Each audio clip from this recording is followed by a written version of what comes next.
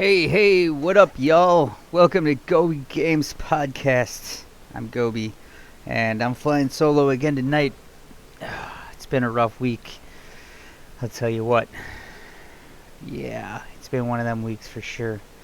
I know I'm trying to get more of these out for you guys, but life is being a pain right now, and it's just not working out the way I want it to.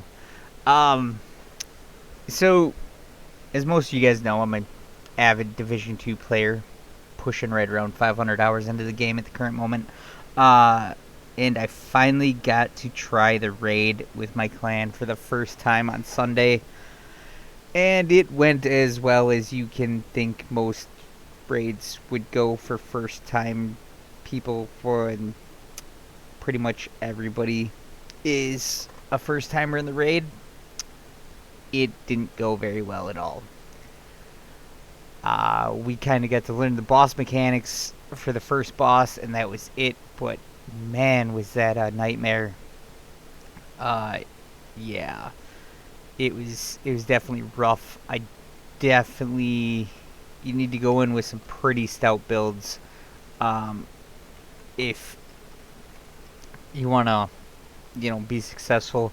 A bunch of the people in the clan that weren't up to snuff per se with DPS been checking out this video by GC Rock, and it's a beginner's raid build, um, perfect for dark hours raid.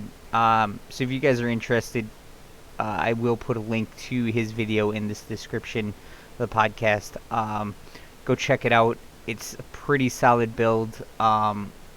My build is similar to it, but it's not exactly the same. I tweaked mine from actually a DZ build. But I run 3 Providence Defense, um, 2 Bellstone Armory, and then 1, I call it the Hammer Bros. I want to say it's, oh, I can't even think of it. I'm trying to find the screenshot I posted, but it's so far back. I can't even believe it.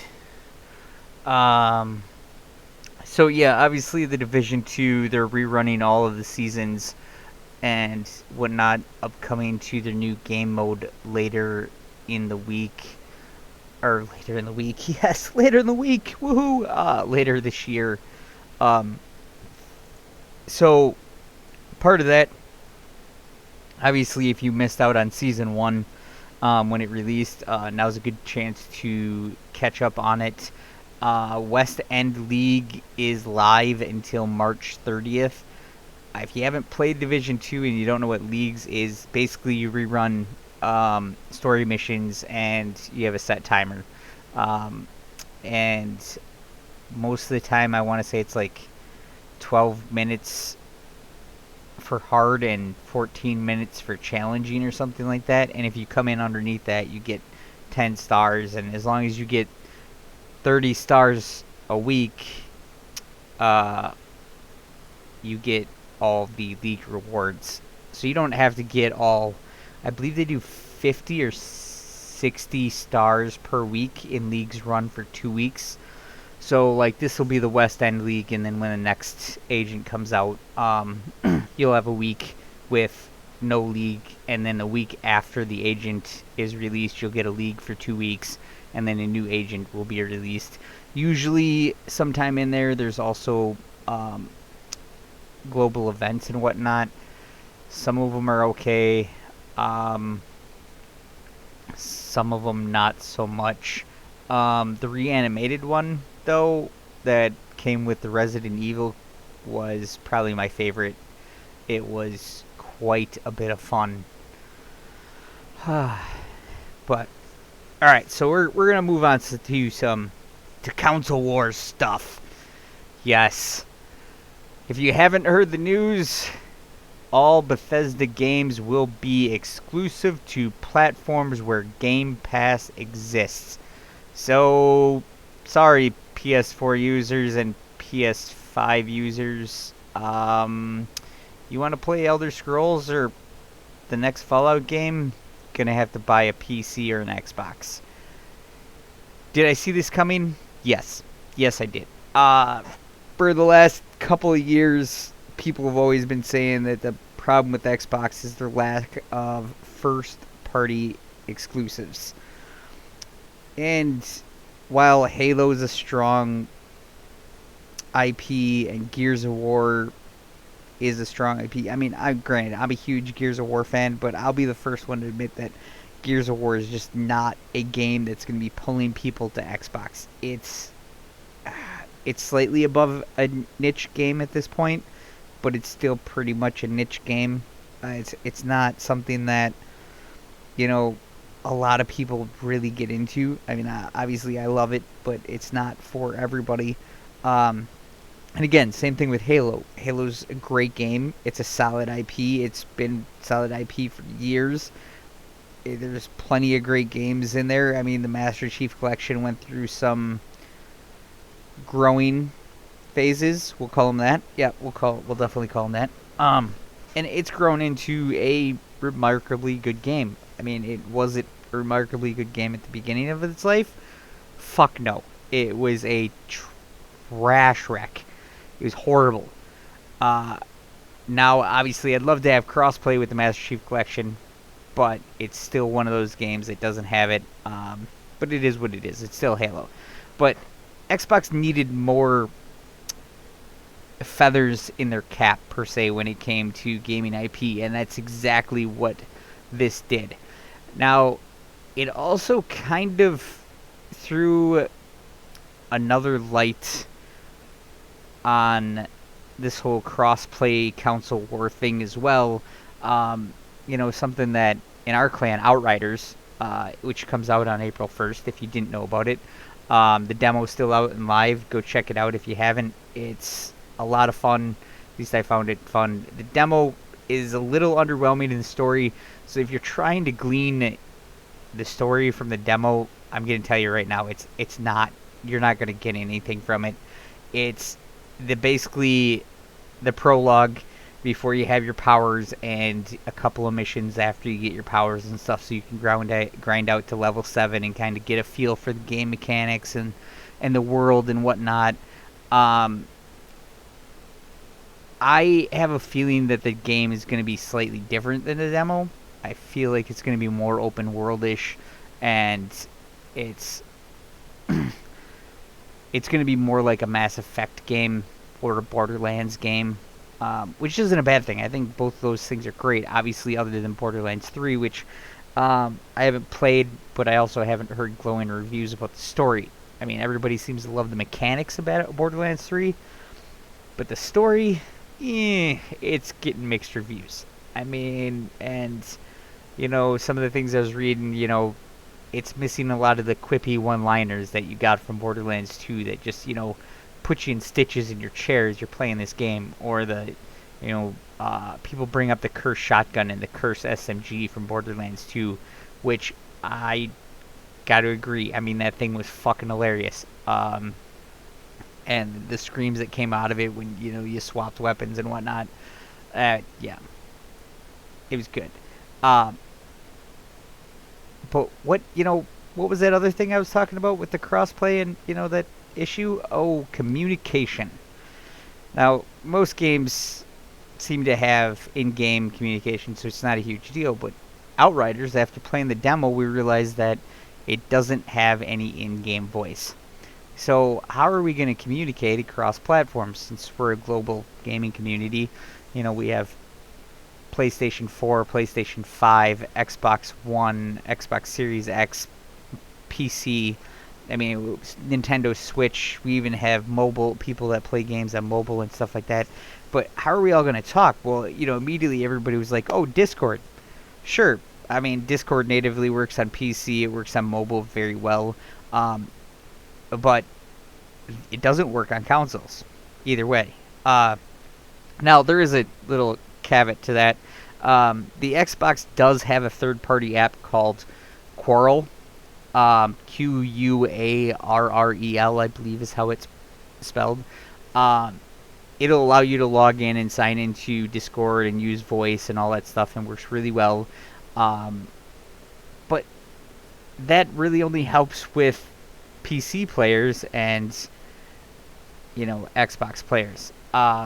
Where a lot of times when I play cross-play games with my other Xbox friends, we just jump into an Xbox Live Party because the Xbox app on PC is built pretty much right into Windows 10. It works seamlessly. It just works. Voice works good. The Xbox Party system works good. It works great for them. It works pretty decent on the PC as well. Discord and Xbox, sure, it works. Does it work as flawlessly as Xbox Party chat? No, it doesn't. But it's still a solid foundation. So, what can you do if you're on PlayStation? That's a tough one. There are some headsets out there that allow you to have two inputs into them. The biggest thing is you're going to need a mix amp. Everything I've read on how to get Discord onto a PlayStation, you basically need a mix amp to do this. Astro does make a really good mix amp. And you can buy it solo.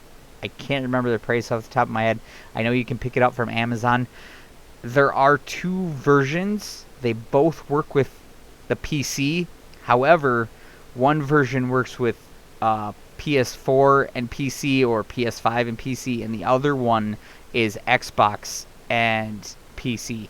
So just be careful when you're looking at them, if you do decide to go with the mix amp route, that you get the correct mix amp for your system. And I mean, I could go into detail on that more if people really wanted me to in other podcasts and whatnot. But, I think at this point, Sony's got to get off the walled garden thing. I know this is going to sound like a hate on Sony podcast, and I don't give a shit, because somebody needs to kick them in their genitals and tell them to pull their head out of their fucking ass. Crossplay's here to stay. It's only gonna, more and more games are only gonna be crossplay, so we need to get some kind of communication platform on all of these consoles and PCs so that us as gamers can communicate. Now, I also use Guilded a lot, and it's great too. And I did actually use Guilded for my podcast, except for it doesn't have the cool overlay, so I couldn't make the videos with Guilded. And I have had some issues with the voice. They don't have nearly as many servers as Discord, but they're growing. They do have some really other great features, like being able to put up a calendar for your server. So we have a GS1, and you go into, I set up the Division 2 raid. You just go in, it's got a calendar function, you can set it up. They even have an availability section. So it's kind of like they took the 100 and Discord and merged them into one, and added in some other old school forum stuff too, just to be cool, and whatever. But obviously it's still missing some features. They are working on it. It's gradually improving, so it's something to keep an eye on. But Guilded or Discord, one of them needs to make it onto the PlayStation, at this point, because if they don't, and I hate to say it, but if Sony keeps up the whole attitude, here we're this walled garden, this is the gaming experience you want, gamers are gonna go away from it. I mean, I've been gaming on PC for a while. So most of you guys probably don't remember that Macs actually play games. Apples can play games. Now, why aren't they supported? Well, because Apple decided to go with the walled garden approach. And, I mean, obviously part of it is their Unix-based operating system as well. But, they went that walled garden approach, and a lot of developers just decided it was easier just not to deal with it, and Mac support got left pretty much in the dust. Now, Has it been making a comeback in recent years? Yeah, it has. But again, that's not really on Apple. That's totally on Linux gaming. And actually, Steam has quite a bit to deal with that. And I will actually go into that in a future podcast, I think, and talk a little bit more about Linux gaming so I can actually get back to my roots. I actually did is a huge Linux guy. I'd much rather be running Linux on my desktop than Windows. But unfortunately, I'm a gamer. So if I want to play any kind of game on my PC, I got to have Windows 10. Oh, sure, I could dual boot, but in reality, booting is just, it's a band-aid. Um, you don't ever spend as much time in Linux because you're always in Windows anyway, and anything you're going to do in Linux, you just end up doing in Windows anyway. But it's, you know, Linux gaming has come quite a bit far. Actually, the last time I tried it, I was actually running the Division on Linux, the original Division, and I got it up and running inside Linux, which was pretty cool. But again, it wasn't suitable for everyday use, so I kind of just, I was playing around with it, experimenting it and whatnot, and moved on. Um, now, so this year, well, actually last year and this year, so far this year, everybody's been bagging on Cyberpunk 2077 pretty much. But you know, I enjoy the game. It runs great for me, and I've been having a good time with it. I still haven't finished it. I'm not even fucking close to done with it. I don't care. I'm just enjoying it and taking my time with it and whatnot. But apparently, Keanu Reeves is also enjoying it, so much so that he stopped at his local independent comic store and bought himself a Johnny Silverhand merch. You know what? Props to you, man. You know what? You are even cooler, because, you know, as the article points out, I mean, he could have had any of this merch just sent to him, but, you know, or I'm sorry, this article didn't. That's actually in the Twitter comments, which, you know, hey, I'm happy you did this, and hey, I'm glad you're a Cyberpunk 2077 fan. You did a great job as Johnny Silverhand. You deserve all the credit. It was an amazing job, dude, and it's great to see him go into a little guy's store or whatnot and pick up some merch. That definitely had to make that cashier's day. I know I'm not the biggest Keanu Reeves fan in the world, but if I was working behind the counter and the dude came in, I would definitely have a smile on my face for the rest of the day, because that's something that's pretty cool. I mean, I like Keanu Reeves because he's, you know, a great actor and whatnot, but he's also huge into motorcycles, which I am too, and he's actually co-owner of Arch Motorcycles. And if you haven't checked those out, go check them out. They're pretty cool. It's a neat little bit of history. It was kind of fun. Yeah, so I guess the only thing I have left really to talk about this week so far is so there's what the article claims it's one of the Nintendo Switch's best games. I mean, it could be. I don't own a Switch, so I'm not going to judge. But Octopath Traveler, which is a turn-based JRPG, is finally going to make it to Xbox via Game Pass. I don't know if you've heard this or not, but Game Pass is actually probably a pretty solid investment at this point. It's also coming to Game Pass Ultimate, which I thought should be a no-brainer, but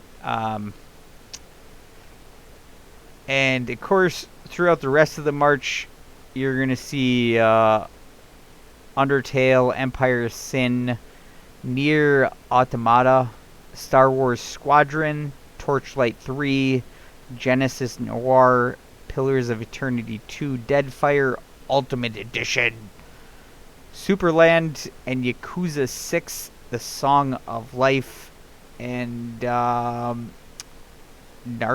Boy, I'm not really sure what half of these games are about, so I could tell you. I know Torchlight 3 changed directions a couple of times. I never really got into the Torchlight games. I think I own both Torchlight 1 and 2 somewhere for free. I got them for free. Um, and I just haven't played them. Um, and then obviously you can catch any Bethesda games on there. Fallout 4, Fallout 76, Prey, Dishonored Definitive Edition, The Elder Scrolls 5, Skyrim Special Edition is on there as well.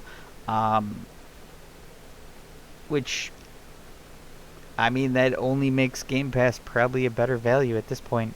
I, yeah, it's, hmm yeah.